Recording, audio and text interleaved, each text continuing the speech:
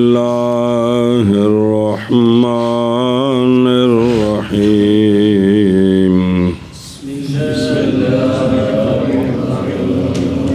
جی بسم اللہ الرحمن الرحیم صلی اللہ علی نبینا الکریم وعلی آلہ واصحابہ وبارک وسلم بسم اللہ الرحمن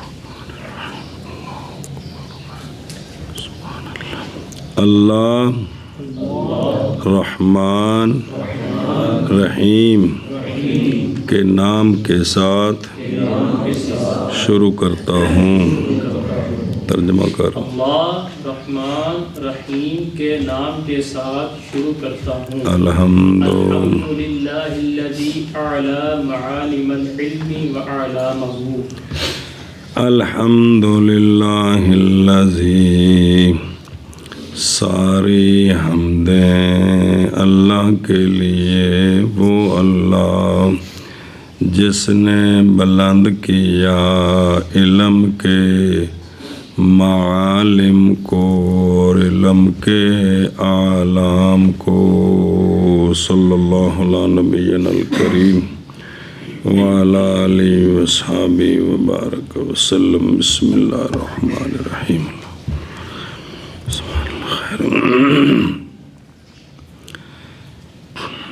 صاحب ہدایہ رحمہ اللہ نے بسم اللہ کے بعد کتاب کا آغاز کیا الحمدللہ سے۔ یہ جملہ الحمدللہ کیوں اختیار کیا؟ تو اس کا جواب ہے کہ انہوں نے اللہ کی کتاب کی اتباع کی ہے۔ کیا کہ صاحب ہدایہ نے بسم اللہ کے بعد کتاب کا آغاز الحمد سے کیا، تو اس کی وجہ یہ ہے کہ صاحب ہدایہ نے اللہ کی کتاب کی اتباع کی ہے، کیونکہ کتاب اللہ بسم اللہ کے بعد الحمدللہ سے شروع ہے۔ جی۔ دوسری تنبیہ کی ہے اس بات پر کہ حمد اللہ تعالیٰ کے لیے ہی ہے، اگرچہ لوگ اللہ کی حمد نہ بھی کریں تب بھی حمد ہمیشہ اللہ کے لیے ہی ہے، اس لیے کہ اللہ تعالیٰ حامد بذات ہی ہے، کہ اللہ حمد والا ہے، اور محمود بھی بذات ہی ہے۔ اللہ اپنے حامد ہونے میں، اپنے محمود ہونے میں کسی کا محتاج نہیں۔ ہاں جی۔ دوسری وجہ یہ ہے کہ تنبیہ کی ہے اس بات پر کہ نہ حمد اللہ تعالیٰ کے لیے ہے، حمد اللہ تعالیٰ کے لیے ہے، اگرچہ اللہ تعالیٰ کی حمد نہ کریں، کیونکہ اللہ تعالیٰ ذاتی طور پر حامد ہے اور محمود ہے، اپنے حامد اور محمود ہونے میں کسی کا۔ اچھا جی، مسئلہ یہ الحمدللہ میں ال پر جو الف لام ہے یہ کون سا ہے؟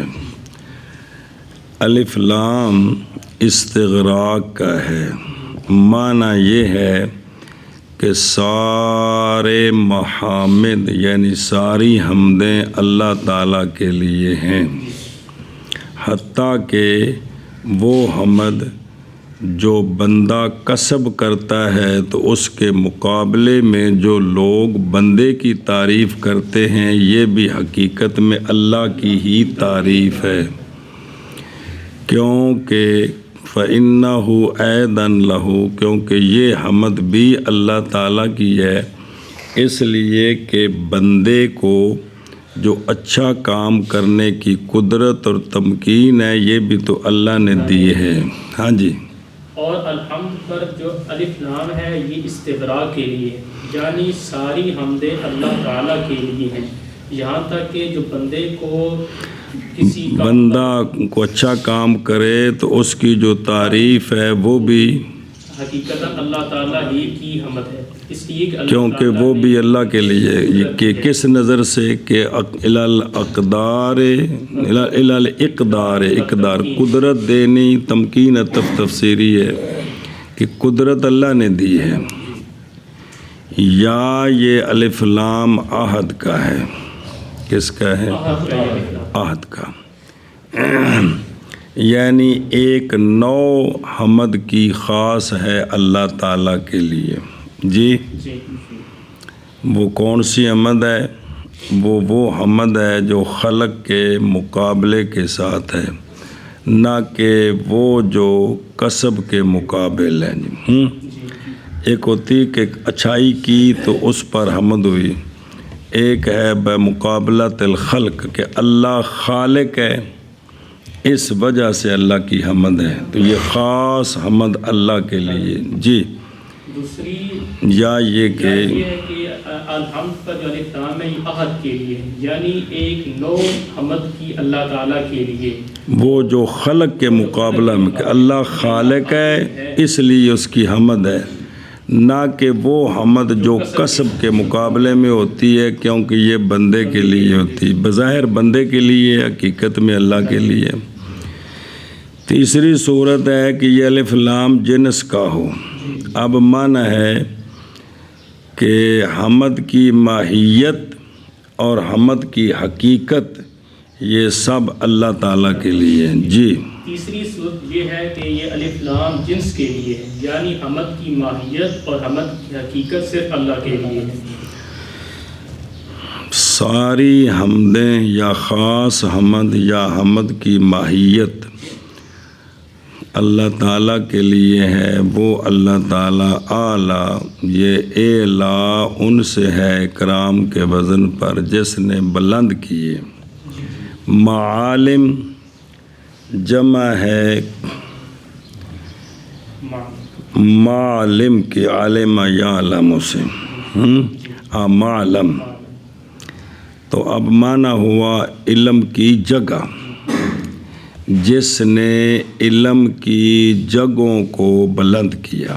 جی تو اب سوال ہے کہ جب معلم کے اندر علم آ گیا تو آگے پھر العلم کا ذکر زائد ہو گیا، تو اس کا جواب دیا کہ اس میں تجرید کریں گے، معلم کا معنی صرف جگہ اور آگے العلم کہ جس نے علم کی جگہوں کو بلند کیا۔ جی معالم یہ جمع ہے معلم کی، معلم اور ظرف معلم میں معنی ہے، معلم کا معنی ہے علم، جیسے مضر بن مارنے کی جگہ، دو معنی ہوتے ہیں، ایک مصدر، ظرف کے اندر مصدر بھی ہوتی ہے اور جگہ والا اور مکان والا معنی بھی ہوتا ہے یا زمان والا معنی ہوتا ہے۔ جی اب معلم میں علم والا معنی آ گیا ہے تو بعد میں علم لانا یہ زائد ہوا، اس کا جواب یہ ہے کہ معلم میں اس میں تجرید کی جائے گی، صرف ظرف والا معنی لیا جائے گا، تو اب معنی ہوگا کہ جس نے بلند کیا علم کی جگہوں کو، یا معنی ہوگا موضع العلامت، کیا؟ یعنی علامت کی جگہ، کس کی؟ علم کی علامت کی جگہ، جگہوں کو، علم کی علامت کی جگہوں کو بلند کیا۔ وَعَلَىٰ كُلِّ مَعْنًا، ہر معنی پر، مراد اس سے کیا ہے؟ معالم العلم سے مراد کیا ہے؟ یا تو دلائل قطعیہ ہیں، یعنی اللہ تعالیٰ نے علم کے دلائل قطعیہ کو بلند کیا، قرآن مجید، یا دلائل قطعیہ اور ظنیہ ملا کر کہ اللہ تعالیٰ نے دلائل قطعیہ اور دلائل ظنیہ کو بلند کیا، تو کوئی شک نہیں ہے شریعت بلند ہے۔ یا اس سے مراد ہیں علماء کہ اللہ تعالیٰ نے علم کے علماء کو، کیونکہ علم کی جگہ کون ہوتا ہے؟ عالم، اللہ تعالیٰ نے علم کے جو جگہ ہیں یعنی علماء، اللہ نے ان کو بلند کیا ہے، تو کوئی شک نہیں جو دین کے عالم ہیں وہ بلند ہیں۔ جی آگے ہیں وَأَعْلَامَهُ، جی اعلام جمع ہے علم، ان کی بمعنی علامت، بمعنی یا بمعنی جبل یا بمعنی رایا جھنڈا، اول پر یعنی اگر بمانا علامت تو مراد اس سے دلیل ہے، اور یعنی وَأَعْلَامَ ہو کہ علم کے دلائل کو بلند کیا، علم کے، اور ثانی صورت جبل، اس سے مراد ہوں گے یعنی اللہ نے علم کے جو علماء ہیں ان کو، تیسری صورت پر خود اللہ تعالیٰ کی اپنی ذات مراد ہوگی۔ اگر رایا ہو تو وہ کیسے ہوگی؟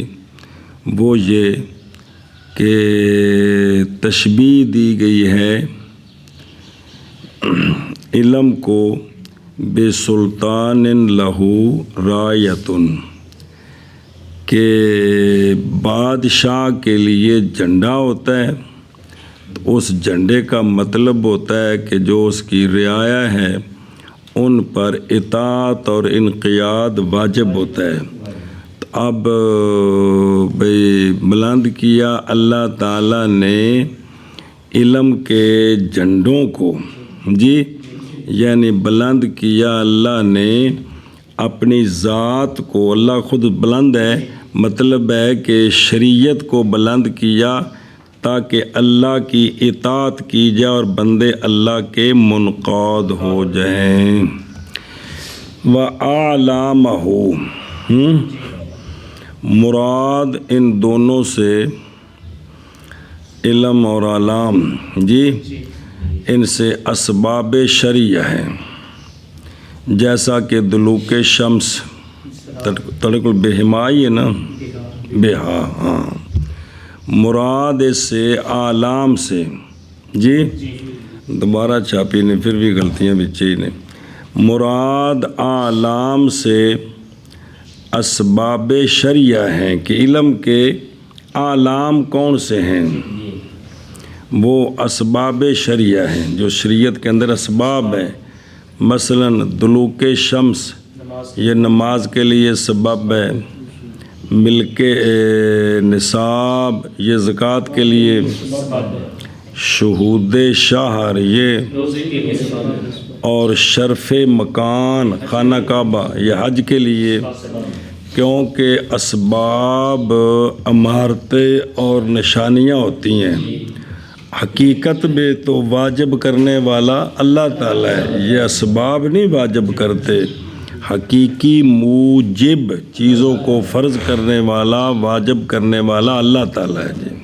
جی باقی یہ جو علامہ کی ضمیر ہے، ضمیر مجرور، یہ لوٹتی ہے کدھر؟ علم کی طرف۔ علم کے اعلام کو اللہ نے کیا کیا؟ بلند کیا، اور ممکن ہے یہ کہ لوٹے اس میں جلالت اللہ تعالیٰ کی طرف، جی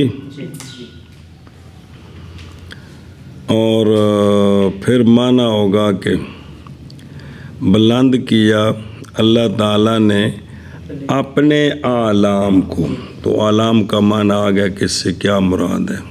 جی چلو جی، تمام حمدیں اس اللہ کے لیے جس نے بلند کیا علم کے معالم کو اور علم کے اعلام کو۔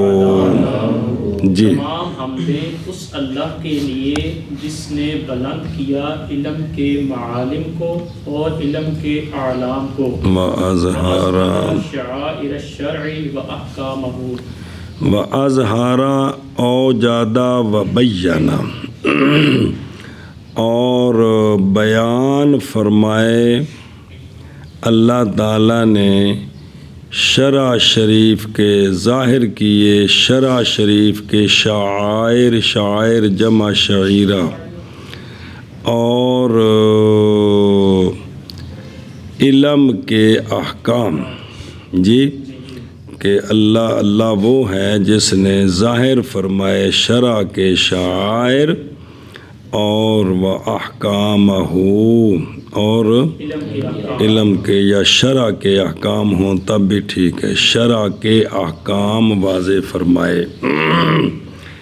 و احکامہ یہ شرع کے بعد احکام کا جو ذکر ہے یہ تعمیم بعد تخصیص ہے۔ شرع کے اندر سارے آ گئے تو پھر احکام اس کے اندر خاص، کیونکہ وہ کیسے؟ کیونکہ شعائر وہ ہوتے ہیں کہ جن کے ذریعے امتیاز ہوتا ہے عن دین الکفر۔ جی شاعر وہ ہوتے ہیں جن کے ذریعے اسلام دین کفر سے ممتاز ہوتا ہے، مثلا جمعہ، عیدین، جی، اور احکام جو ہیں نا وہ تو عام ہوتے ہیں۔ تو شرع ہو گئی خاص اور شاعر، شرع کے شاعر ہو گئے خاص، اور احکام تو ہوگی ساری شریعت۔ جی اچھا جی، احکام عام سے بعض نے کہا ہے کہ مراد شرع کے ساتھ یہاں مشروعات ہیں۔ جی شرع کے ساتھ شارع نہیں ہیں۔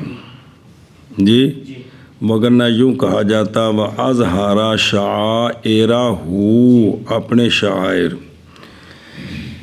میں کہتا ہوں کہ جائز ہے کہ یہاں مظہر رکھا گیا ہو ضمیر کی جگہ میں، اور یہی ظاہر ہے، اس لیے کہ ضمیر و احکام ہو کی جو ہے نا وہ لوٹتی ہے کدھر؟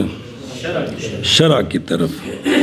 جی اور احکام مضاف ہوتے ہیں کدھر؟ شارع کی طرف، نہ کہ مشروعات کی طرف۔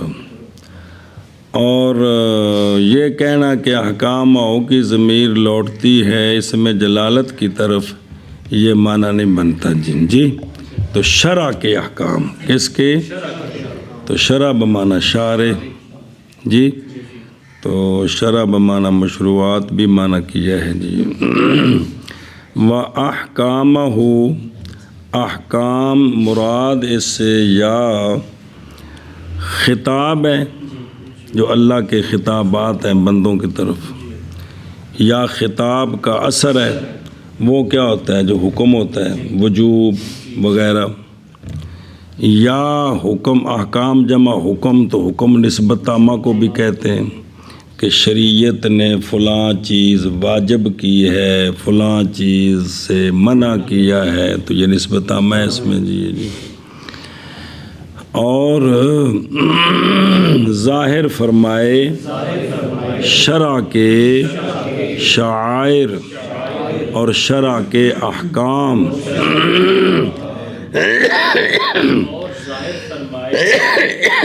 اور ظاہر فرمائے شرع کے شعائر اور شرع کے احکام۔ خلاصہ یہ ہے کہ اللہ تعالیٰ نے شریعت نازل فرمائی، آقا حضور علیہ الصلوۃ والسلام نے بیان فرمائی، مسئلہ بھی واضح ہو گیا، اس کی عملی صورت بھی آپ صلی اللہ علیہ وسلم نے بیان کر دی۔ اب ساری شریعت ہمارے سامنے واضح ہے۔ جی عمل کرنا چاہیں تو کوئی ایسی بات نہیں ہے جو ہمیں سمجھ نہ آئے۔ جی وَبَعَثَ رُسُلًا وَأَنبِيَاءَ صَلَوَاتُ اللَّهِ عَلَيْهِمْ أَجْمَعِينَ إِلَى سَبِيلِ الْحَقِّ هَادِينَ، اور بھیجے اللہ تعالیٰ نے رسول اور انبیاء جو ہدایت دینے والے ہیں حق کے راستہ کی طرف۔ جی یہ درمیان میں جملہ دعائیہ معترضہ، اللہ کی رحمتیں نازل ہوں ان سب پر۔ جی رسول و انبیاء دو لفظ لائے ہیں،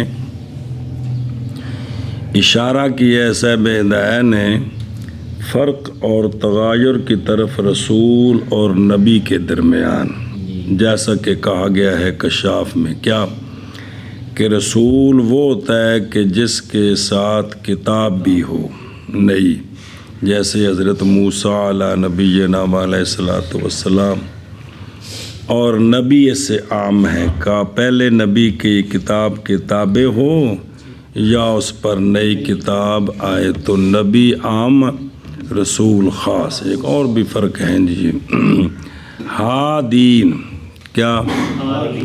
الی سبیل الحق، حق کا راستہ جی۔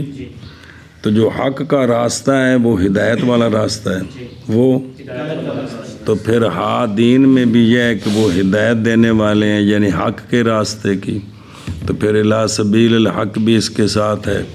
تو اس میں تجرید ہے، اس میں کہ وہ دکھانے والے ہیں حق کا راستہ، وہ حق کا راستہ۔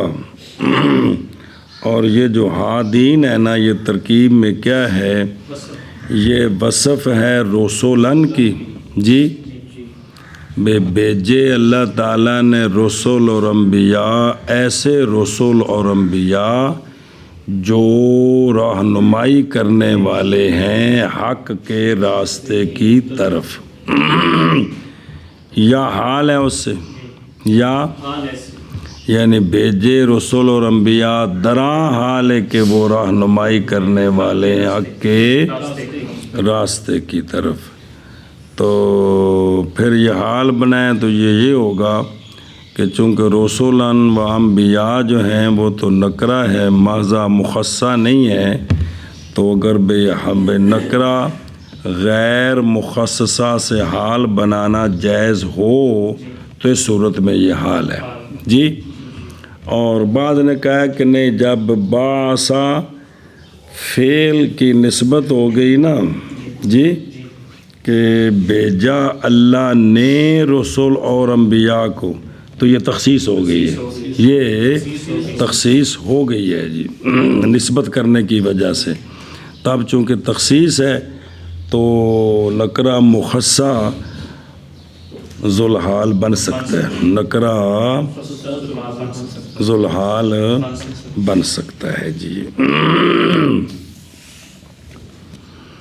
اچھا جی، اور بھیجے اللہ تعالیٰ نے رسول اور انبیاء، اللہ کی رحمتیں نازل ہوں، وہ علیہم کا متعلق ان سب پر، تو کیا کرتے ہیں وہ رسول صفت بنائیں یا حال بنائیں، ایسے رسول اور انبیاء جو رہنمائی کرنے والے ہیں حق کے راستے کی طرف۔ اور بھیجے اللہ تعالیٰ اور انبیاء، اللہ کی رحمتیں نازل ہوں ان سب پر، ایسے رسول اور انبیاء جو رہنمائی کرنے والے ہیں حق کے راستے کی طرف جی۔ وَأَخْلَفَهُمْ عُلَمَاءَ إِلَىٰ سُنَنِ سُنَنِهِمْ دَاعِينَ۔ چلو جی، وَأَخْلَفَهُمْ اے جعلہم خلفاً، اے اشارہ ہے اس حدیث کی طرف کہ العلماء ورثۃ الانبیاء، کہ علماء انبیاء کے وارث ہوتے ہیں۔ اے جعلہم خلفاً، اللہ نے ان کو خلیفہ بنایا، کن کا؟ انبیاء جی۔ اچھا آگے پڑھو نا، یسلکون فیما لم یوسر عنہم مسلک الاجتہاد مسترشدین منہ فی ذالک وہو ولی الارشاد۔ بس دھیان کریں پھر معنی کر دیں۔ وقولوا فیما لم یوسر، اور ان مسائل میں کہ لم یوسر اے لم یروا، ان مسائل میں جن میں انبیاء سے دلیل منقول نہیں ہے ان میں وہ چلتے ہیں، مسلک کس کا؟ اجتہاد کا، اس میں وہ اجتہاد کرتے ہیں، تو مقیس علیہ پر دوسرے مسائل کو قیاس کر کے ان کا حل بتاتے ہیں۔ یہ لم یوسر من آثر الحدیث، جب کہ کوئی روایت کرے تو اس وقت کہتے ہیں وقولوا مسلک الاجتہاد، جی یعنی داخل ہوتے ہیں اس شے میں کہ نئی روایت کی گئی انبیاء علیہ السلام سے داخل ہونا، اور وہ کیا ہے؟ اجتہاد ہے۔ تو پھر یہ مسلک الاجتہاد، یہ جو اضافت ہے نا، یہ اضافت بیانیہ، جی الا سونا نے ہم، یہ سمجھو یہ سنن جمع ہے سنت کی، یہ جو لفظ سنت ہے نا یہ بضم سین تشدید نون، تو سنت کا معنی ہے راہ اور عادت۔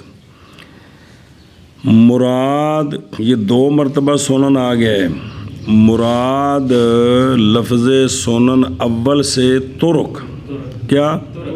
طریقے، اور مراد لفظ سنن ثانی سے یا عادتیں، یعنی انبیاء علیہ السلام کی۔ تو پس اب معنی ہوگا کہ یہ جو علماء ہیں یہ بلاتے ہیں راستوں کی طرف، کن کی طرف؟ ایسے راستے جو پہنچانے والے ہیں انبیاء کی عادات کی طرف۔ تو علماء لوگوں کو بلاتے ہیں ان راستوں کی طرف جو پہنچانے والے ہیں انبیاء کی عادات کی طرف۔ عالم کی شان یہ ہے، وہ عالم نہیں ہے جو ساری زندگی اوٹ پٹانگ سناتا رہے، علی نبینا وعلیہ الصلاۃ والسلام، بحیث ہو اس حیثیت سے کہ اگر اختیار، وہ جو بلاتے ہیں، اگر اختیار کرے انسان ان طرق کو تو البتہ پہنچ جائے گا انبیاء کی عادات اور انبیاء کے اخلاق تک۔ جی تو یا دوسرے سے مراد بھی کیا ہے؟ پہلا بھی طرق اور دوسرا بھی۔ اب کیا معنی ہوگا؟ تو پس اب معنی بنے گا کہ علماء بلاتے ہیں ایسے راستوں کی طرف جو پہنچانے والے ہیں راستوں پر چلنے والوں کو انبیاء کے راستوں تک، ایسے انبیاء کے راستے جو پہنچانے والے ہیں اللہ تعالیٰ تک۔ اب یہ معنی ہوگا کہ علماء ان راستوں کی طرف بلاتے ہیں کہ ان راستوں پر چلنے والا جو ہے وہ پہنچ جاتا ہے انبیاء کے راستوں تک، انبیاء کے وہ راستے جو پہنچانے والے ہیں کدھر؟ تو اللہ تعالیٰ تک پہنچنے کے لیے انبیاء کی تابعداری ہے، اس کے علاوہ تو اور کوئی راستہ نہیں ہے۔ جی ہمارے لیے راستہ صرف آقا حضور علیہ الصلوۃ والسلام ہر دور میں امتیوں کے لیے اللہ تک پہنچنے کا راستہ، وہ سونے نبی ہوتے ہیں، ان کا طریقہ ہوتا ہے۔ تو ہمارے لیے سونے محبوب صلی اللہ علیہ وآلہ وسلم ہے، نبی الانبیاء ہمیں نصیب ہوئے، تو ہم کیا وفا کر رہے ہیں، ہمیں دھیان دینا دے اس پر۔ اچھا جی، یسلکون، جی جیسا کہ کیا اس کو حضرت معاذ رضی اللہ تعالیٰ عنہ نے، جب کہ ان کو آپ صلی اللہ علیہ وسلم نے یمن کی طرف بھیجا تھا تو سرکار نے ان سے پوچھا تھا، وہ تفصیلی حدیث آپ جانتے ہیں جی، تو عرض کی تھی کہ یا رسول اللہ جہاں مجھے نہیں ملے گا تو میں اپنی رائے سے کوشش کروں گا کہ مسئلہ سمجھاؤں۔ تو آپ صلی اللہ علیہ وسلم نے دعا دی تھی، سرکار خوش ہوئے تھے۔ اچھا جی، اور خلیفہ بنایا اللہ تعالیٰ نے بنایا اللہ تعالیٰ نے انبیاء اور رسل کا انبیاء اور رسول علماء کو جی وہ کیا کرتے ہیں انبیاء کی انبیاء کے یہ سنن کا کیا معنی کیا تھا ترک نہ عبادات پہلا معنی جو کیا تھا انبیاء کی عادات کے راستوں کی طرف بلانے والے ہیں منع کرو اور خلیفہ بنایا اللہ تعالیٰ نے انبیاء اور رسل کا علماء کو جو کہ بلانے والے ہیں انبیاء کی عادات کے طریقوں کی طرف عادات کیا ہیں ان کی شریعت انبیاء کی عادات وہ ان کی شریعت ہوتی ہے شریعت کی طرف بلاتے ہیں یسلکون کہ وہ جو علماء ہیں چلتے ہیں ان مسائل میں کہ نہیں منقول انبیاء و رسل سے یعنی انبیاء و رسل سے وہ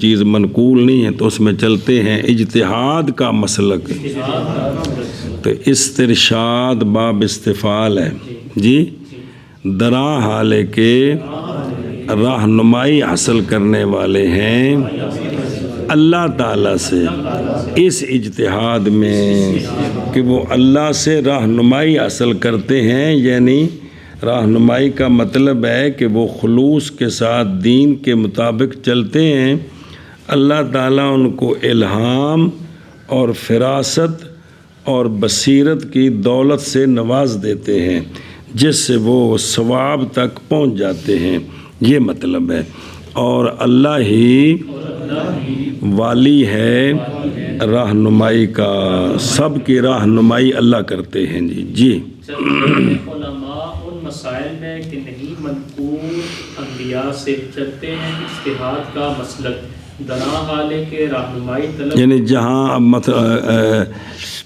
جہاں دلیل موجود ہے شرعی جو شریعت میں مسئلہ موجود ہے تو اجتہاد اور قیاس کے باب میں پڑھا ہے کہ ان مسائل میں اجتہاد اور قیاس نہیں ہوتا جو مسائل منسوسہ ہوتے ہیں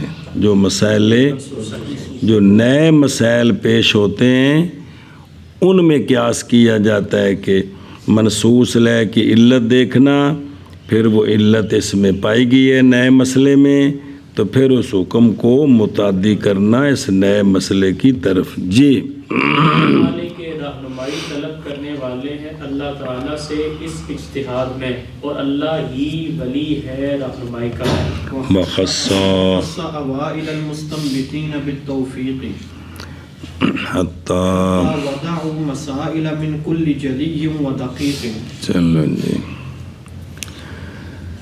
اور خاص فرمایا اللہ تعالیٰ نے مستنبطین کے اوائل کو وہ لوگ جنہوں نے استنباط کیا ہے ان کے اوائل کو اللہ نے خاص فرمایا توفیق کے ساتھ مراد اوائل سے امام ابو حنیفہ اور آپ کے اصحاب یعنی یہ جو مشہور فقہا ہیں ان میں سے پہلے آپ ہی ہیں اور آپ کے شاگرد ہیں جی بقایا سارے آپ کے پیچھے ہیں جی حتیٰ کہ وضع کیے انہوں نے مسائل ہر جلی سے اور دقیق سے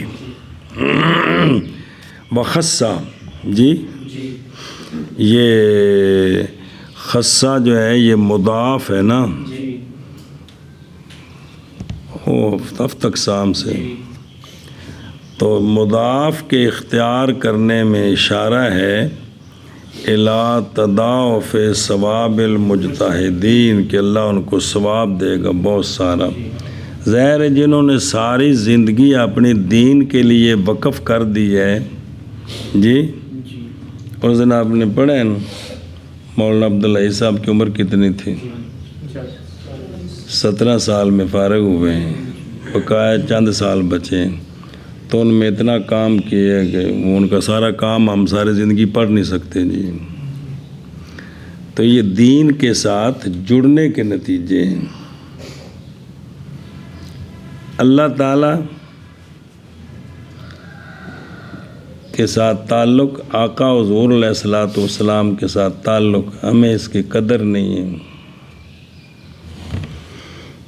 میں نے کل جمعے میں اس لیے کہا تھا، میں نے کہا ہمارے دماغ میں وہ خانہ نہیں ہے جس میں یہ ہو کہ اللہ اور اللہ کے رسول صلی اللہ علیہ وآلہ وسلم کا حکم جب ہمیں پہنچے گا ہم اس کو مانیں گے، اس کے مطابق عقیدہ بنائیں گے، اس کے مطابق عمل کریں گے، اور اس کے خلاف جو ہمارے دماغ میں پہلے گند ہوگا اس کو پھینک دیں گے۔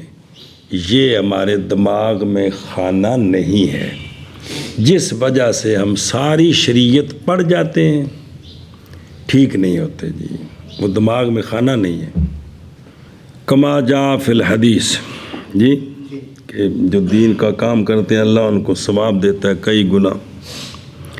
مستنبتین استنباط جی، یعنی طے سے بات نکالنی، اس میں اشارہ ہے کلفت العمل فی الاجتہاد، کہ اجتہاد اتنا آسان نہیں ہے۔ یہ پہلے اپنے آپ کی ساری طہارت، پوری توجہ دین کی طرف، تو پھر یہ مقام نصیب ہوتا ہے جی۔ نہ اللہ ہمارا محتاج ہے، نہ رسول کریم علیہ الصلوۃ والسلام ہمارے محتاج ہیں۔ ہم محتاج ہیں کہ ہم اللہ اور اللہ کے سونے محبوب صلی اللہ علیہ وسلم کی تابع داری کریں، دین کا کام کریں، ہماری آخرت ٹھیک ہو جائے، ہم محتاج ہیں۔ بسم اللہ۔ یہ دوسری جانب جو ساری دولت اور محنت کی جاتی ہے وہ اسی لیے ہے نا کہ کل میں کوئی کسی مقام پر نوکری کر کے تو اپنے معاش کا نظام چلاؤں گا، تو وہ بات سمجھ آتی ہے۔ اور یہ جو آخرت کا نظام ہے کہ قبر کیسے ٹھیک ہوگی، یہ بات ہمیں نہیں سمجھ آتی ہے جی۔ جالت نہ کہیں تو کیا کہیں اس کو۔ تو مستنبت استنباط کہ طے سے مسئلہ نکالنا، آپ نے اصول فقہ میں پڑھا ہے کہ علت جو ہے وہ نکالنی، اس کے لیے کتنی شرطیں، کہ علت کیسی ہونی چاہیے منصوص علیہ کی، تو وہ ساری تحقیقات کے بعد پھر جو نیا مسئلہ ہے اس میں وہ واقعتاً علت ہے کہ نہیں ہے جی۔ سبحان اللہ۔ مسائل من کل جلی و دقیق جی، مسائل جلیہ ہیں، مسائل قیاسیہ، وہ قیاس جلی، اور مسائل دقیقہ ہیں استحسانیہ، کیونکہ استحسان قیاس خفی ہوتا ہے جو اتنا جلدی سمجھ نہیں آتا جی۔ جیسا کہ جنگلوں کے کنووں کے بارے میں قیاس کا تو یہ تقاضا ہے کہ وہ ایک میگنی بھی گر جائے تو نجس ہو جائیں کیونکہ نجاست گر گئی ہے، اور استحسان ضروری فتویٰ دیتا ہے اس کی طہارت کا کہ یہ مجبوریاں ہیں، لہذا ایک دو معاف ہونی چاہیے وگرنہ لوگوں کے لیے مشکل بن جائے گی۔ اور خاص کیا مستنبتین کے اوائل کو، خاص کیا کس کے ساتھ؟ توفیق کے ساتھ۔ یہ نہیں کہ بعد والوں کے لیے توفیق نہیں ہے، ان کو خاص توفیق دی، قوانین وضع کر دیے، بعد میں آنے والے مجتہدین کے لیے راستہ بن گیا، حتیٰ کہ وضع کیے انہوں نے مسائل ہر جلی سے اور ہر دقیق سے، یعنی قیاس جلی بھی اور قیاس خفی بھی جی۔ اور خاص کیا مستنبتین کے اوائل کو توفیق کے ساتھ، حتیٰ کہ وضع کیا انہوں نے مسائل ہر جلی سے اور ہر دقیق سے۔